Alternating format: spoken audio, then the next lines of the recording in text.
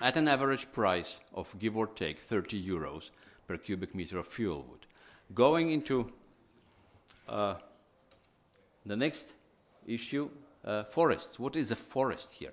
Mr. Minister mentioned that, for example, growing cannabis could produce much more biomass per hectare than growing regular trees. And this is true, although cannabis in EU and other places will raise a little bit of raised brows because more or less of opium, but it's still there. But there are other energy crops like poplar, like salix, which is considered to be forests, which are short rotation and produce much more biomass per hectare per year. There are other things which produce even more, but they're not classified as forests. But maybe it makes sense to look at them. One of them is miscanthus, which can produce up to 100 tons of green biomass per hectare per year. Sudanese grass, other types, which can give you much higher yields of biomass per hectare. Talking about what can the forest or the land produce in terms of biomass or biofuels or bioethanol or biodiesel, the bottom line is what will be the energy yield of 1 hectare of land, because land is in short supply. You have that many hectares of forest land or farmland in Serbia, as in every country, and the yield per hectare is, and the cost of that yield, is what determines the outcome.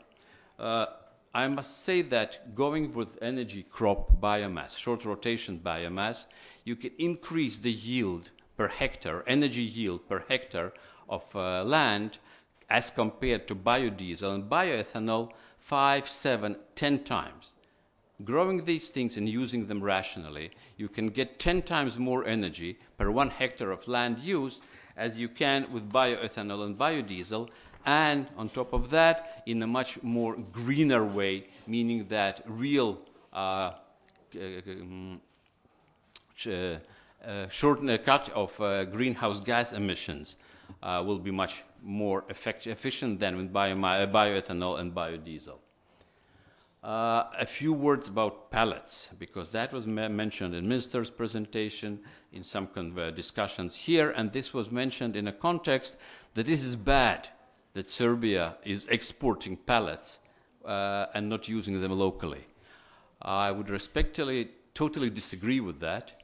And again, I'll judge by Latvia's experience. Latvia has an installed capacity today of give or take 500,000 tons of pellets a year, and uses almost none of that locally.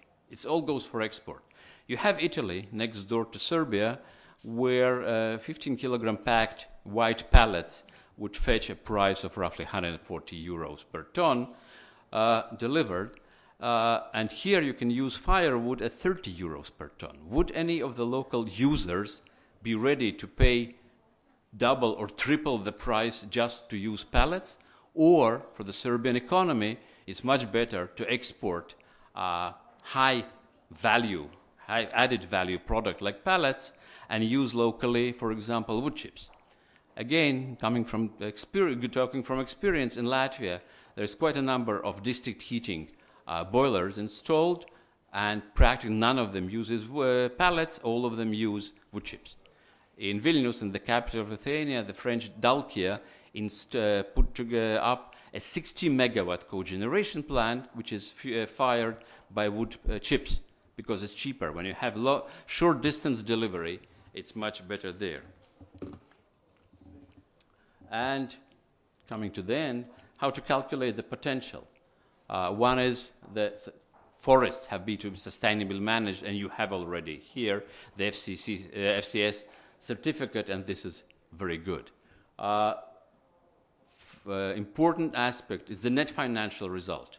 How much it costs to get it, how much it costs to collect residues, if it's feasible, what will be the extra costs needed to produce pellets or wood chips or briquettes, what is better to use locally logs and export pellets, or to use locally chips and export pellets, or to process into cellulosic biofuels if and when they come, because they are not yet available on the market.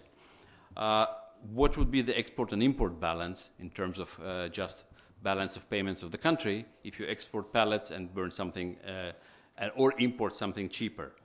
All that has to be, what has to be included in all that is the calculation of CO2 credits here, and Serbia has a unique position of using CDM mechanism to get additional investments here. And a billion-dollar question, not even a million-dollar question, whether all of that is doable without raising the price of energy and heat in Serbia, meaning going to a renewable energy without additional burden on the country's economy, on the country's budget, and on the country's population.